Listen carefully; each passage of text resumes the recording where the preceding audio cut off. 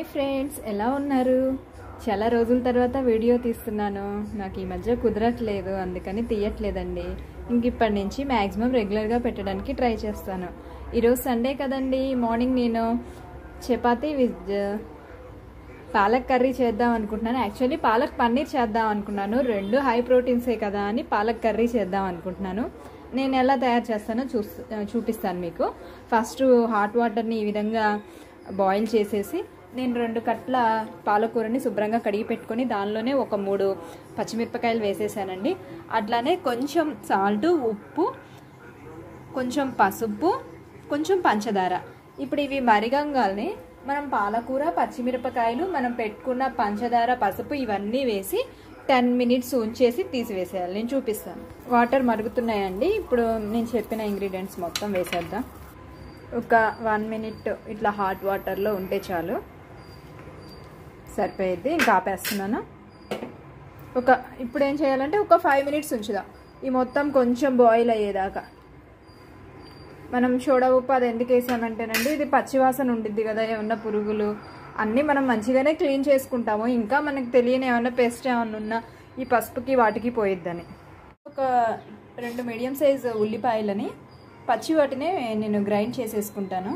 ఆ తర్వాత ఒక 3 చిన్నగా కట్ చేసిన చిన్న ఉల్లిపాయలు, అంటే 3 అంటే ఒక 6 రెబ్బలు లేండి, ఒక 3 పచ్చిమిరపకాయలు, ఒక ఉల్లిపాయ మళ్ళీ సన్నగా తరిగింది. ఇవన్నీ పక్కన పెట్టుకొని ముందు వీటిని గ్రైండ్ చేసేసుకుందాం. ఇవన్నీ ఈలోపు మొత్తం మెల్ట్ అయిపోయిందండి. దీన్ని వడకొట్టేద్దాం, డ్రైన్ చేద్దాం. ఈ విధంగా డ్రైన్ చేసేసుకుందామండి. అలానే నేను ఉల్లిపాయలను మిక్సీ వేసేసాను. అట్లానే ఒక స్టవ్ మీద ఒక గిన్నె పెట్టేసుకొని ఇప్పుడు నేను దీనిలో తాలింపు వేసేసుకుంటాను. ఫ్రెండ్స్ చూడండి, నూనె వేడెక్కింది, తాలింపు వేసేస్తున్నాను.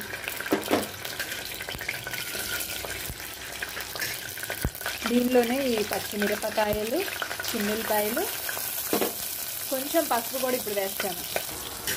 చూడండి ఫ్రెండ్స్, ఇప్పుడు ఒకేసారి నేను వేయకుండానే ఇవన్నీ వేస్తున్నానండి. ఎందుకంటే మనకి కూరలాగా ఇవన్నీ మాడిపోకూడదు. ఈ పాలక్ కర్రీలో వెంటనే ఉల్లిపాయలు కూడా వేసుకున్నాను.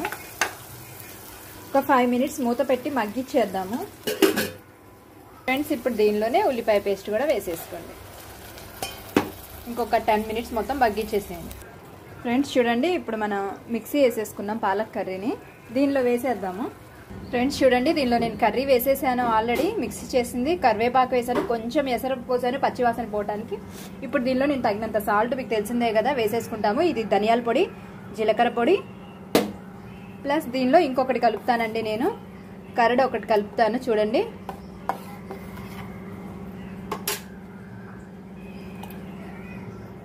పెరిగేసేసానండి.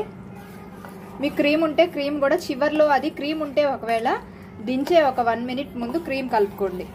నా దగ్గర క్రీమ్ లేదండి, ఇలా పెరుగుతో కూడా బాగుండిద్ది.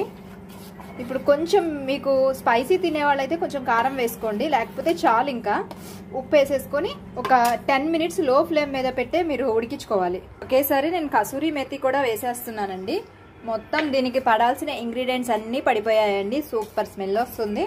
ఇంకొక 10 మినిట్స్ లో ఫ్లేమ్ మీద పెట్టేసుకొని దించేసుకుంటే సర్వ్ చేసుకొని సూపర్గా ఉండిద్ది చపాతీలో తింటా ఉంటే.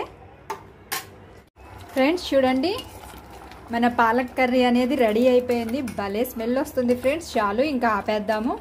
మీకు మొత్తం చూపిస్తాను, బౌల్లో సర్వ్ చేసిన తర్వాత చూపిస్తాను. ఫ్రెండ్స్ చూడండి, అయిపోయిందండి. ఎంతో టేస్టీగా కలిగిన పాలక్ కర్రీ చపాతీలో వేసి చూపిస్తాను. ఫ్రెండ్స్ చూడండి, అయిపోయింది. ఎంతో టేస్టీ అయిన పాలక్ కర్రీ చపాతీలోకి,